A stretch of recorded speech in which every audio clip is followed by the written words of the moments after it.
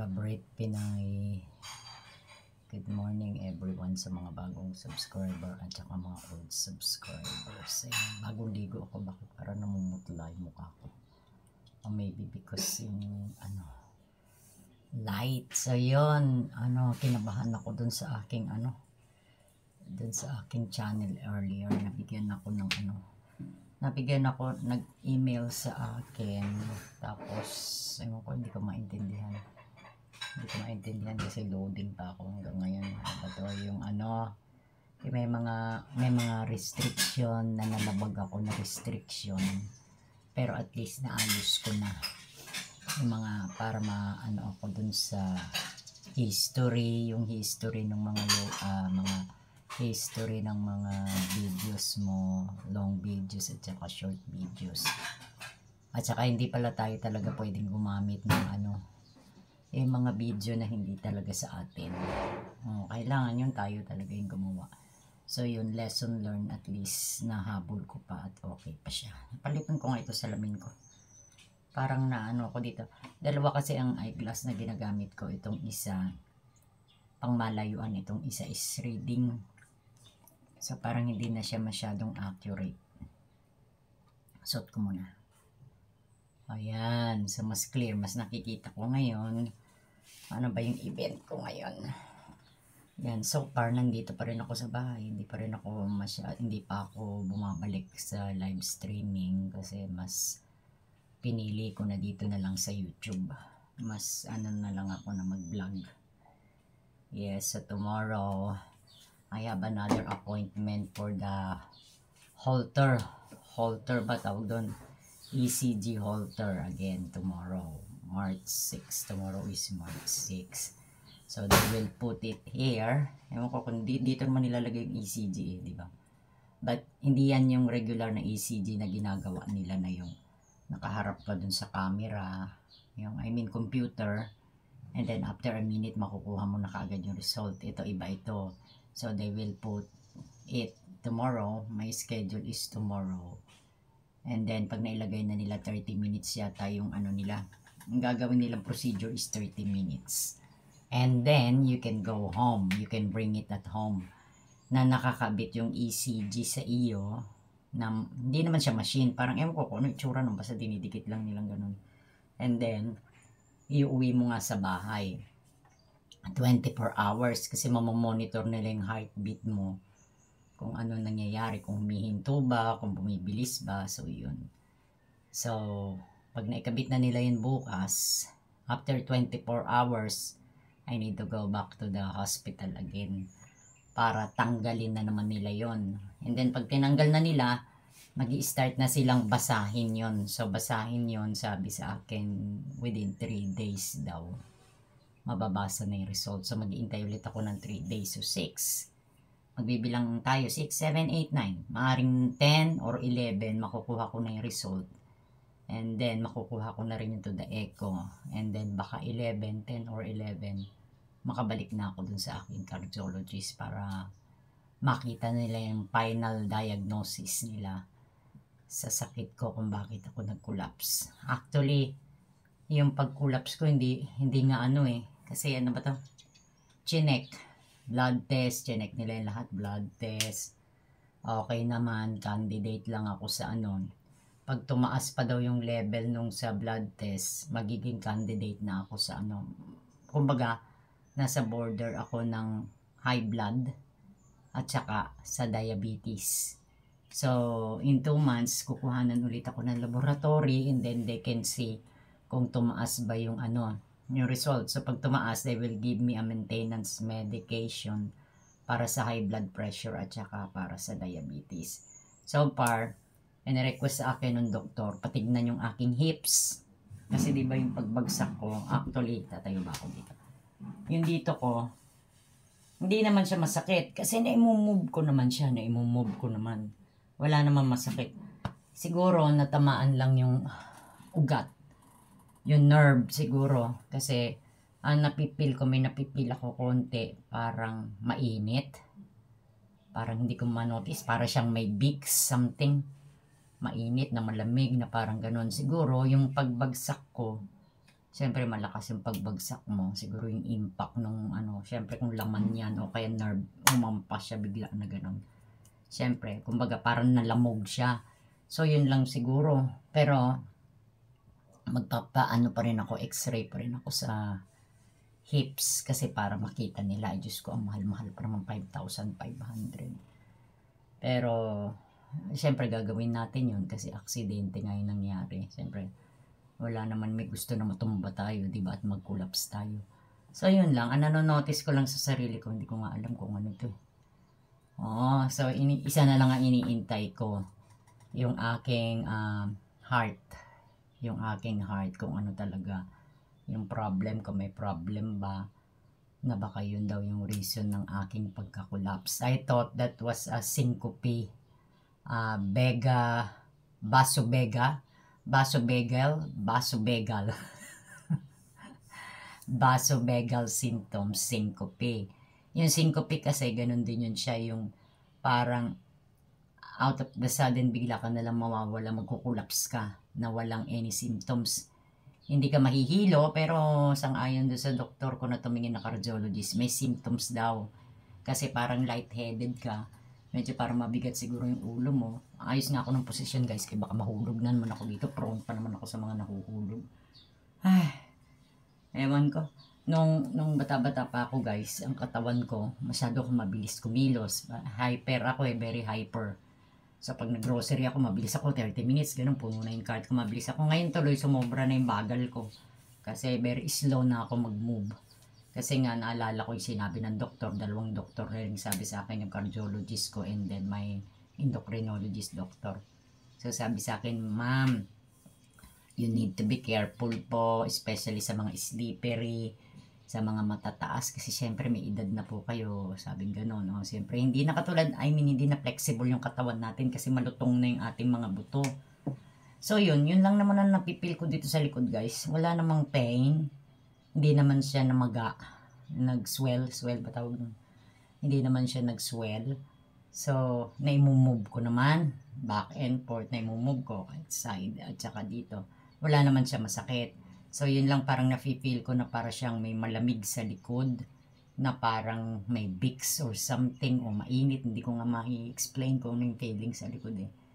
So, na-move ko naman siya. So far, wala naman siguro siyang problema. So, wala naman siguro na-injured sa aking balakang. It's just because, syempre, may edad na tayo at malutong na yung ating buto.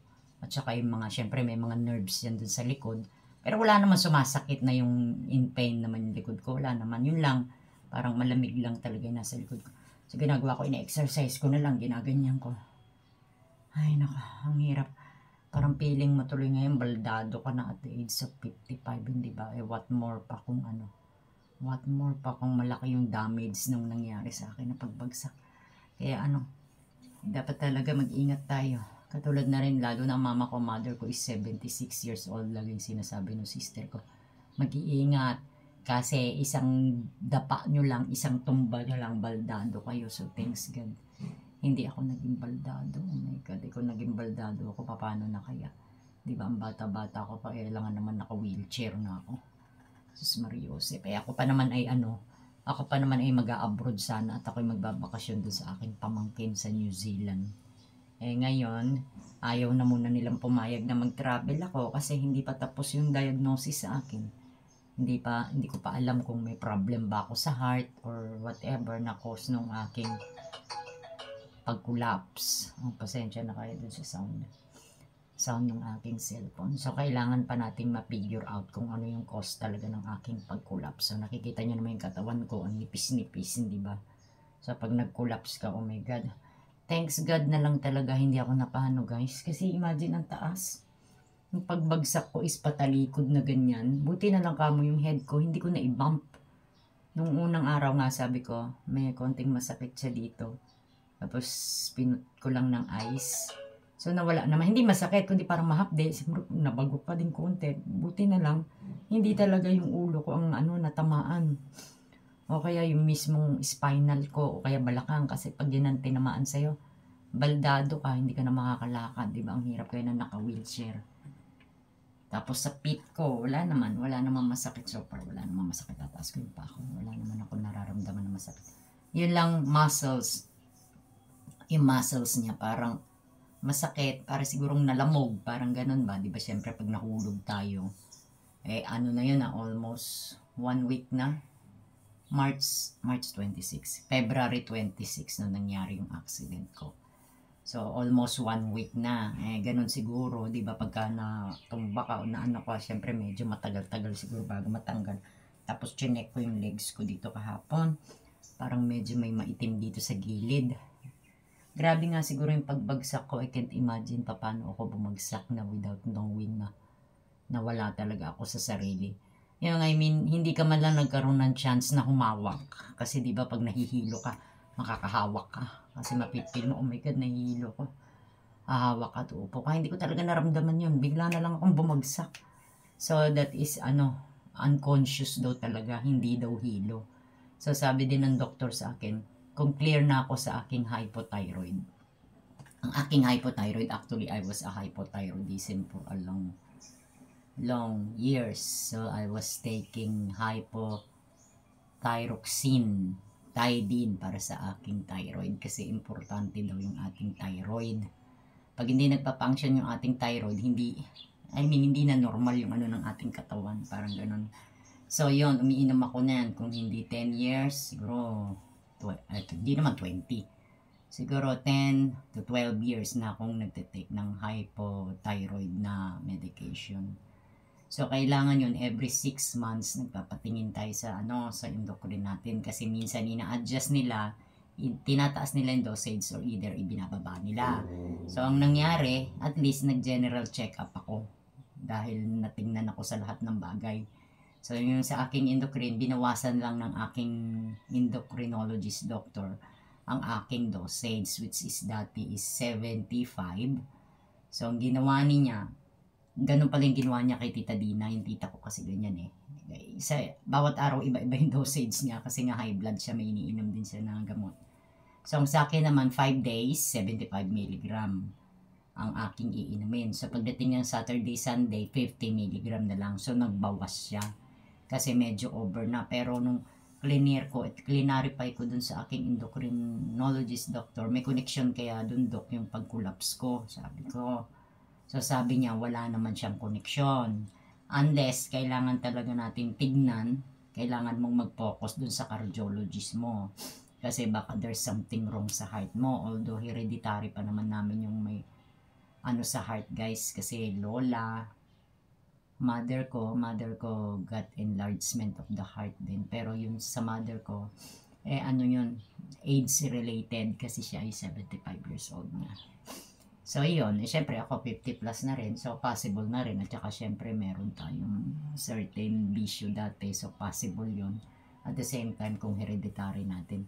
So, lalabas yun. So, doon na lang ako ngayon nakapokus sa aking cardio. Pag na-verify na nila na so far wala naman akong problema sa heart.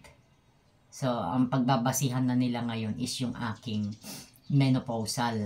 Kasi sabi ni Doc, sa menopause daw, nangyayari daw yan. Yung minsan na out of balance ka.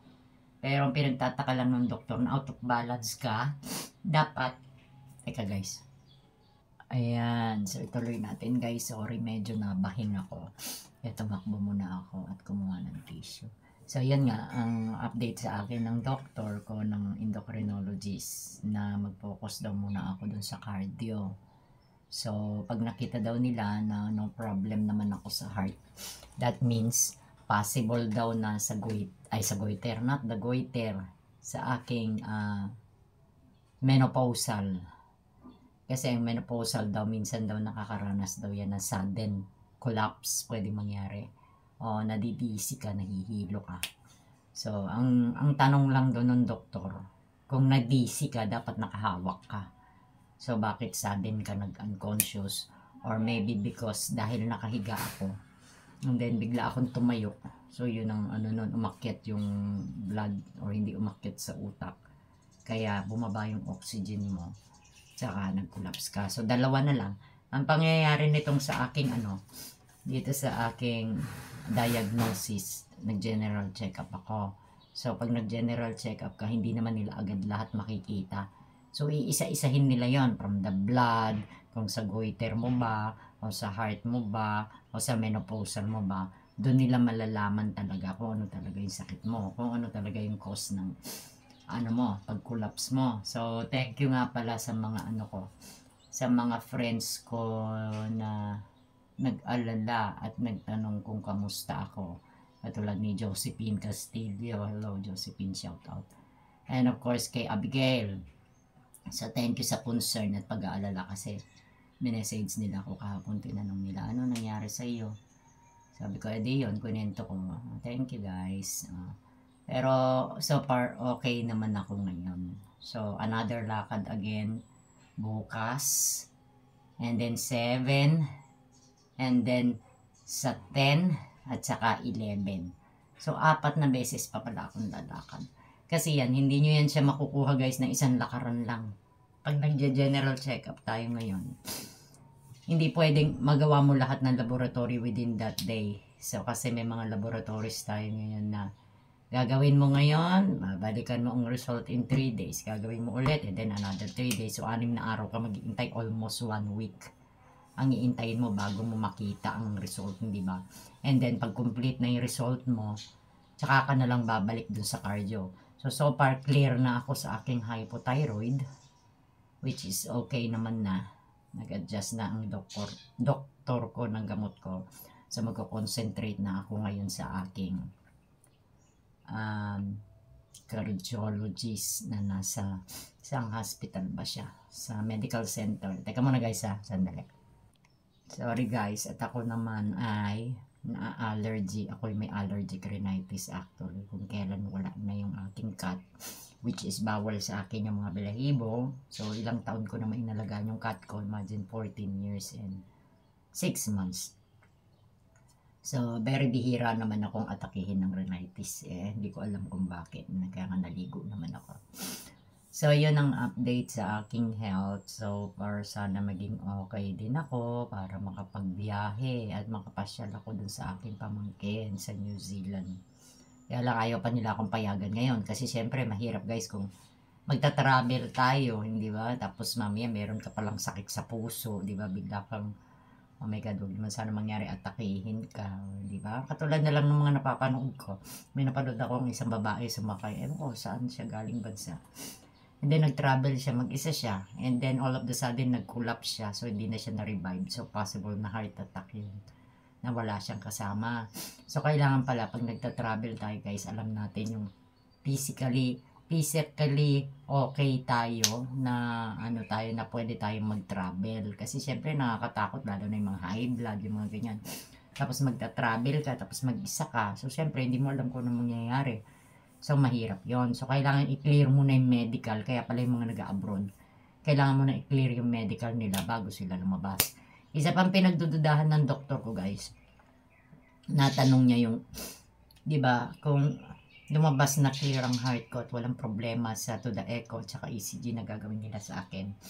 That is possible sa aking menopausal status.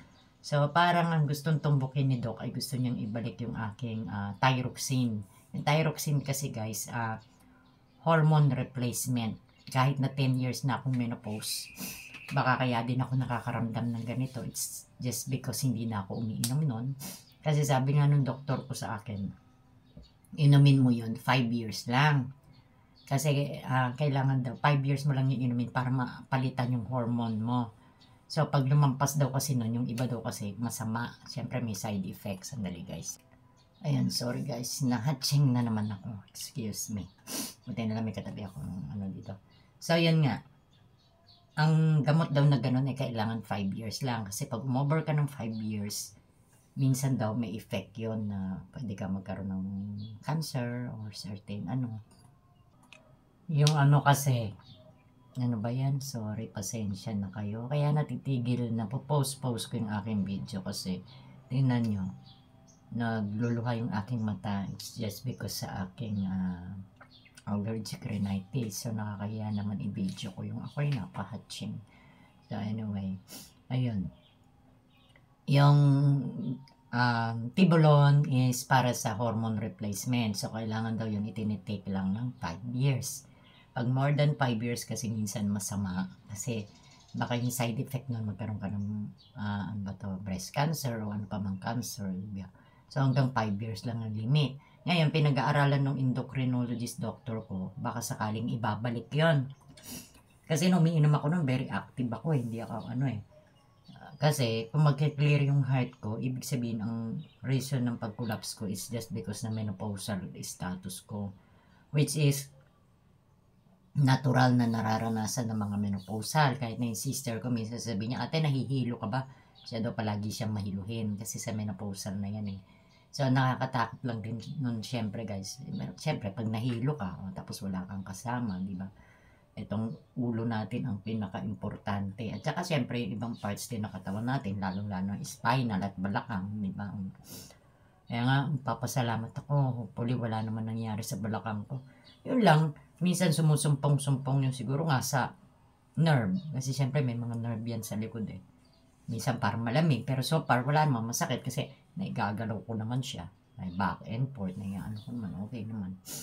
So ngayon, lakad pagong na ako. Kung dati nakikita nila dito na ang bilis-bilis ko maglakad, ngayon dahan-dahan. Pati na lang pagliko ng ulo ko, dahan-dahan. Kasi merong minsan pangyayari na may vertigo pa din ako. So, syempre, pag napabigla yung movement mo na gano'n, mahihilo ka, matutumba ka. Eh, sa totoo lang guys, mas malakas pa yung katawan ng mama ko. Alam niyo yung mama ko is 76 years old. Mas mabilis pa lumakad sa akin. Eh, ako 50s lang ako, di ba? So, gano'n siguro talaga.